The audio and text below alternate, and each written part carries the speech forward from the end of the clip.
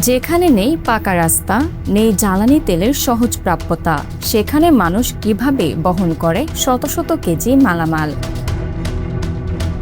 গাড়ি নেই, মোটরসাইকেল নেই, তবুও চলছে পরিবহন একটা অদ্ভুত বাহনে। কাঠের তৈরি, তেল ছাড়াই চলে, আর একে বলা হয় আফ্রিকার কাঠের মোটরসাইকেল। মধ্য আফ্রিকার দেশ কঙ্গো। এখানকার দুর্গম অঞ্চলে দেখা যায় এক বিশেষ ধরনের যান, স্থানীয় ভাষায় যার নাম চুকুডু। দেখতে অনেকটা স্কুটারের মতো, কিন্তু পুরোটা তৈরি কাঠ দিয়ে।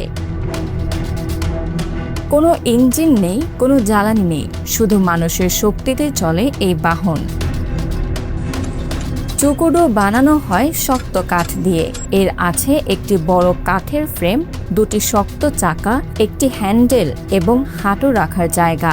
চালক হাঁটু রেখে সামনে ঝুঁকে দু হাতে ঠেলে চালান এটি। অবিশ্বাস্য হলেও সত্য, একটি চুকুডুতে বহন করা যায় 500 থেকে 800 কেজি পর্যন্ত মাল। কখনো কাঠ, কখনো কয়লা, আবার কখনো খাদ্যপণ্য, সবই যায় এই এক বাহনে।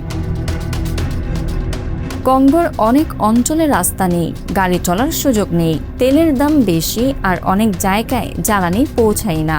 এই বাস্তবতায় চুকুডুই হয়ে উঠেছে মানুষের প্রধান ভরসা। এটি শুধু একটি যান নয়, এটি জীবিকার মাধ্যম। হাজার হাজার মানুষ চুকুডু চালিয়ে প্রতিদিন রোজগার করছেন।